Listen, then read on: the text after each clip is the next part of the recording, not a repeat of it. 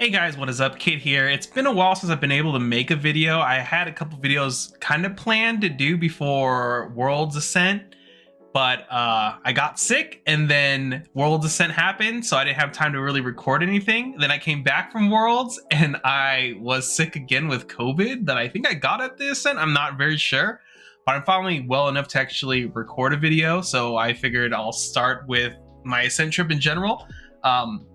It was a lot of fun. This was my second Ascent, I guess, technically.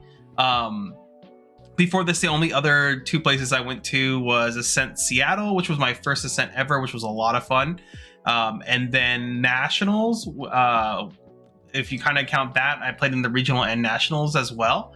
But this was the second Ascent I actually got to really play in. And I mean, probably by the title of this video, you'll know, like, I was able to day two with my team, which was a lot of fun. I'm really thankful for the two teammates I joined with. They're actually both players that also recently got into the game. One of them, my good friend Sam from Canada in Toronto. I know him from playing Weiss and other Bushiroad card games in Shadowverse for quite a while now. He's a very, very solid player in both Weiss and Shadowverse.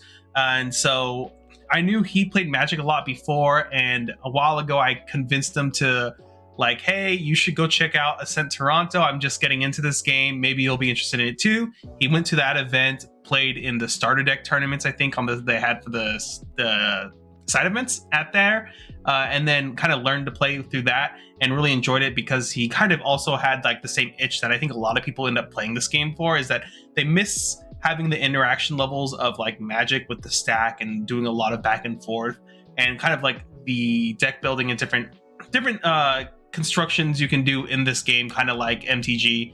I hate to compare this game so much to MTG, but unfortunately it's one of the few games it clearly was inspired a lot from MTG with the stack and everything going on.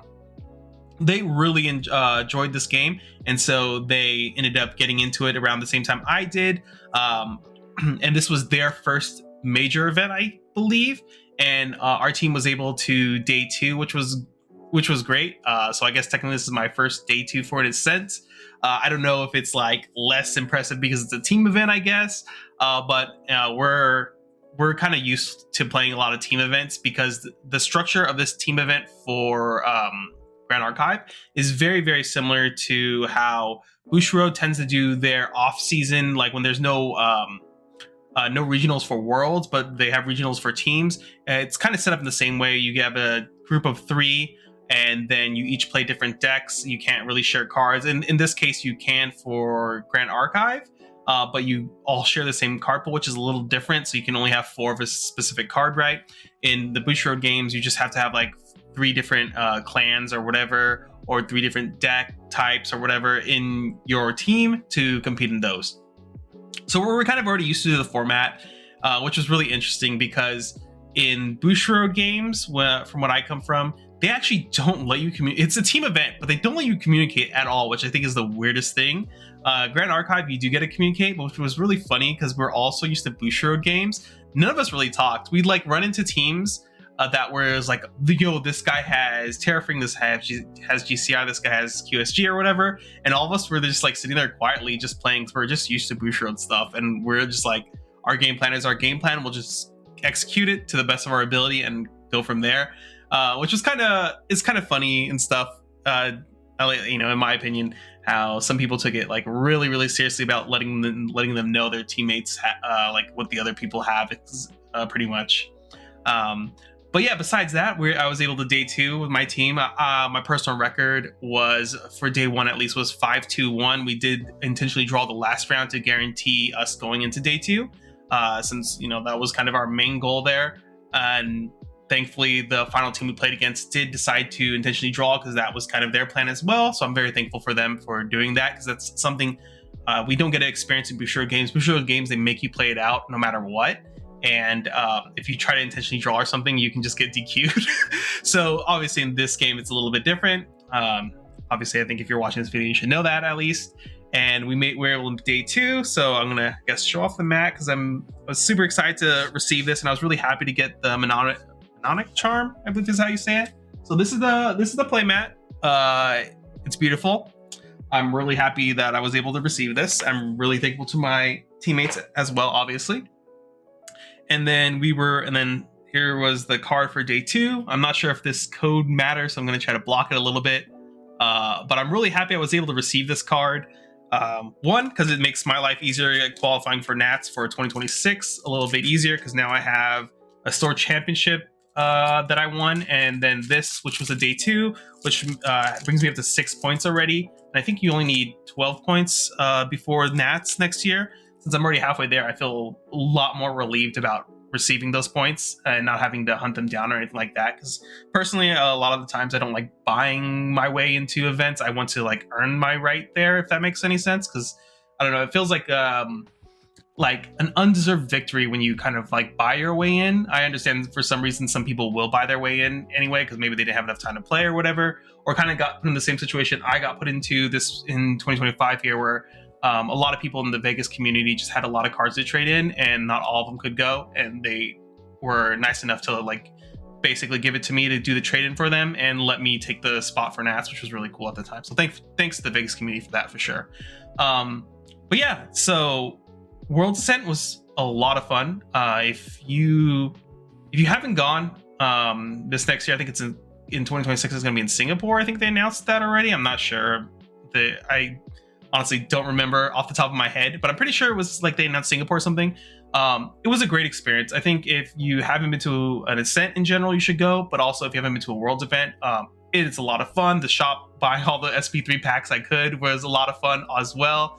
Meeting a lot of people and just running into like, a lot of people, because I didn't realize how small this community was. I don't want to say small, but how tight-knit the competitive community here is in general. I ran into a lot of people that I keep seeing at every Ascent and at Nats as well, which was really, really cool. I think I ran into Rex from, I think it's Chess Club. Talked to him for a bit too, which was really awesome to catch up with him a little bit. Since I only got to see him like very briefly at Nats, and then I actually got to like take a minute and talk with him here, which was a lot of fun. But yeah, obviously the biggest thing I'm really happy about is day 2ing. I ended up playing Dao Chan Fractals. Oh my god, my cat! 1 second. All right, sorry about that. My cat was going a little bit crazy there, but I ended up playing Dao Chan, even though the ban happened to Dissonant Fractal, which if you saw my other video, my thoughts on it was already like, Dissonant Fractal was the most broken card in that deck, in my opinion, and I'm glad it's finally been removed. I don't know how that card got printed in the form it was, but it just did, and it got abused for quite a while. But because they put me on basically water, whatever water deck I wanted to play at the time, and I was only playing Dao Chan up to that point. The other deck I started playing at the end and really enjoyed was Genbu. But the problem was one of my teammates, Sam, he was already on Fire Genbu, and he's been on that since like basically Genbu's release. So because it's the only deck he's ever played, essentially, I don't want to say ever played, but like the one he has the most experience on. And this is a team event. And at the end of the day, when it comes to team events, I think the strongest thing you can bring into a team event is not the most meta deck, but whatever you're most comfortable with, because usually that is enough to get you there across the finish line. And I think the fact too about this format is because some of the regalia, things that you don't want to see in your opponent's material deck, there's only a 33% chance to run into those a lot of the time. So because you have a higher chance not to run into things that will hurt your deck, playing a little bit more greedy and stuff like that makes it a little bit easier as well. So just being comfortable in general is, usually what I recommend is what people should be doing. But yeah, so since he was on Genbu, or not Genbu, Gojira or whatever, because of that, I was just kind of messing around with some other stuff. I was thinking of taking a Water Kongming Fractals list that I played before that I enjoyed. But I ended up just, at the end of the day, I was just like, I've been playing Dao Chan. I mean, there's only like so many things that I don't really like are worried about in matchups with this deck. It does suck that we lost one of the more important fractals. So finding lethal and things like that could be kind of annoying, and like filtering for certain answers when you need it is not as powerful anymore. Since you do lose that Glimpse 4, but the rest of the deck is still super solid. It slows down a little bit because of the loss of glimpses you get, essentially. So I just ended up playing Shuchangs, I think they're called, or whatever, the citadels that slow down my opponent. Because at the end of the day, still, I think Fractals is a deck that the longer the game kind of goes, you should like slowly lock people out of winning the game for the most part. Especially because of the draw power the deck has, on top of having really good counter spells and then a lot of fast interaction to burn people out. It's really, really good. And then the fact that you have a 66% chance essentially to dodge like Safeguard Amulet is really, really powerful in team formats. So like I got you know, a lot of times I've just been like, yeah, burst asunder for 10 ? Because they don't really have any ways to really stop this, and you get a lot of, I wouldn't say free wins, but there's a lot less pressure. I don't have to hold protection to make sure I get the win in that. So the fact that I was so comfortable with Dao Chan, I just went with that deck still, and it felt very good all day. I did play level 2 Dao Chan in it, which was really funny because there was just a lot of extra material space in the material deck. So I leveled up into Dao Chan level 2 a few times, and then every time my opponent had to pick up the card and read it because they didn't know what it did, which I thought was always funny. It's one of my favorite feelings in card games is when you play a card that you think is like pretty solid, and then like all day your opponents are picking it up to read the card to figure out what is going on. No one really plays Dao Chan past level 1, obviously. So much Fractals was just sitting on level 1. And because it's a team event and stuff, I have the extra space, I just threw it in there. I was like, I have the room. I also played Claymore, Tidemore or whatever. I forget the name of the card, the blue blade thing that you need like 10 blue cards in grave. Otherwise, it'll cost extra to like swing with it. That card, there was only one game I almost got it off, was because I ended up playing against Genbu one round, and because they were milling me so much along with me like casting all these blue spells and stuff into the grave, there was a point where I almost had lethal with swing with the Claymore, sack the scepter to restand and swing again. So I thought about bringing the Claymore out, but then I just had a different line in my hand that was like guaranteed kill anyway. So I was just like, dang, I almost want to do the meme kill with like the strike twice with the Claymore stuff. But just I went with the actual line that guarantees lethal instead of going for the shenanigans, because it'd be really shame if something happened where I went for the meme play and then lose the game. But yeah, I was really happy with my score for day 1, which, like I said, was 5-2-1. My 2 rounds lost was I played against a Sylvie player. I think this was like round 5 or something. Someone was playing Sylvie Slimes, and they just triple Storm Slime me by like turn 5, and I was just like, I can't stop this. I didn't draw counter spells, and I can't really slow you down anymore. So like that was kind of game. There's nothing I could really do there. I think most people who are experienced with Sylvie, because I know it's a very popular deck and very strong like meta defining deck prior to me joining Grand Archive. But I think that's kind of like the normal game plan of the deck. Sometimes you just get Storm Slimed out and you just can't really do much about it, and they just pop off that way. My other loss was against Henky the Goat. It was I think we played the Worlds team round 3 or something, which was like pretty unfortunate. Which was pretty funny, and I was like, oh, whatever, like this will be a fun game. And unfortunately, I lost a die roll to him, and he was on like this Fire Allies aggro list, obviously. And I was just like, oh, so not only did I lose the die roll, but it's also a really bad matchup where like by losing the die roll against a very, very solid like aggressive Allies player, it is a very hard match to like navigate through as a Dao Chan player, especially if you don't draw interaction early, which was unfortunately what happened to me. My opener was just literally like a bunch of fractals, which is surprising. So I was like, crap, all I could really do was just like triple fractor opener, and hopefully I can live long enough to like actually stabilize. And surprise, I didn't. I literally only had about 2, maybe 3 turns that game because there was just too much pressure on the board for me to really deal with. Like once they start going off, they kind of like take control of the game. It's one of the bigger weaknesses to Dao Chan that no one really abused enough, I feel like, when Dao Chan was like the #1 deck, because it's still very scary that you have to like slam allies down and like work off of that, because back then Dao Chan could just have like the random like turn 2 fractal win and stuff, but now like it's even more apparent that the biggest weakness of like the first like 4 turns or so for Dao Chan is really rough, but depending on like their fractals and how they open with and like what kind of interaction they open with. So running into really aggressive matchups like that is really, really rough if you don't have like a very aggressive hand yourself or a way to control the board. So yeah, I lost that game. It was kind of like the second he flipped the Fire Spirit over, I kind of knew it was a really, like, it was already an uphill battle going second, but seeing the Fire Spirit was just like really like, oh, I think this is kind of it for me. But either way, I still had a lot of fun. Day 2, unfortunately, during day 2, I was forced into a game loss round 9. So it put both my teammates had to win both their games. Unfortunately, we only won one of the 2, and that was like unfortunate for us because we knew based on how we placed or got into day 2, we're like one of the bottom seeds. So we basically had to win it out to even like have our chance of basically top 8ing to get extra prizing. So after we lost that game, we kind of just dropped it from there and just went to do side events and stuff, which was a lot of fun. But yeah, so besides that, I had a ton of fun at Ascent Worlds in California, in Anaheim. Like I said, I highly recommend it. If you've never been to Ascent, obviously go to one if you can.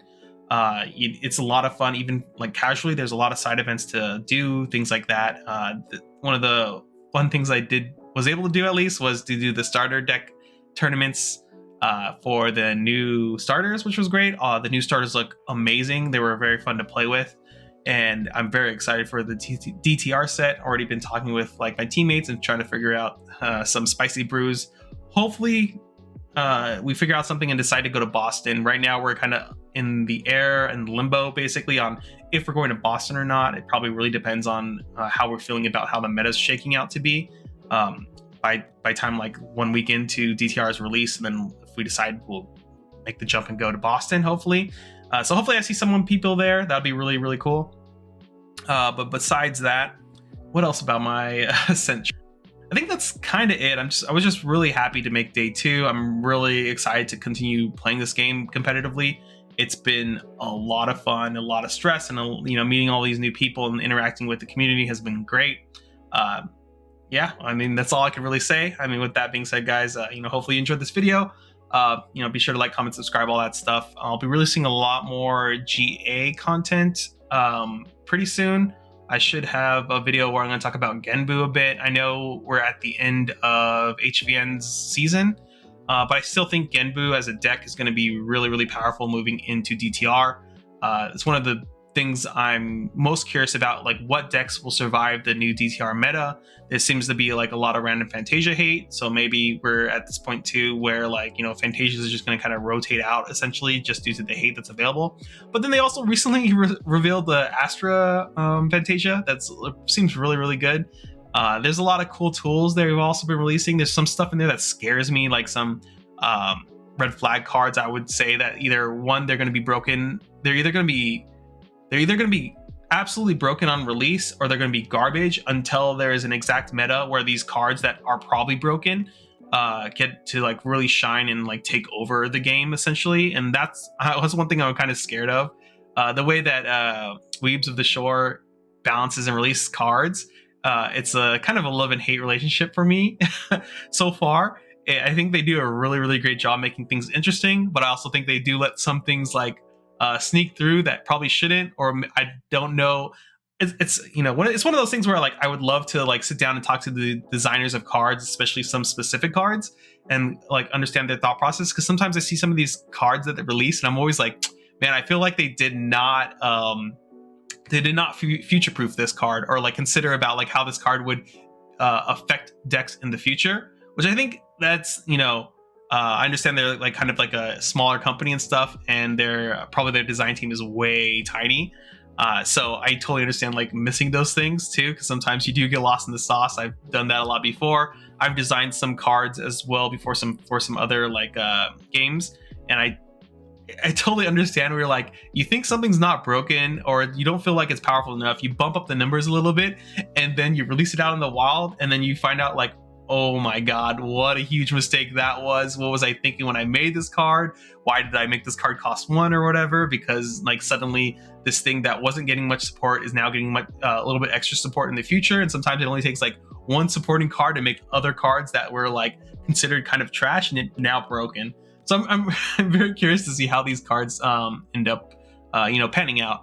I think I'll be doing besides the Genbu video, I think I'll be doing a video where I kind of review and like let out my thoughts on the cards that have been spoiled so far. I think I'm gonna do that next. Maybe before the Genbu video. I'm not sure which will come up first, but check that out. But yeah, like I said, like, comment, subscribe, all that stuff. Hopefully you guys enjoy like these little vlog videos. I guess I couldn't really take my camera to California this one time. There was just too much stuff happening. But I'm gonna try to start taking my equipment with me to the other sense, especially if I go to Boston. I'm going to try really hard to bring and record some stuff. Or I'm hard that I need to find a smaller camera that can just like fit in my pocket or something and just record stuff, because I have wireless mics I bought and everything like that, because I would like to sit down and talk to other players, because it's one of the big things that I felt like I failed miserably in some of my past content in other card games, was that I kind of wanted to exemplify more of the community more than just myself.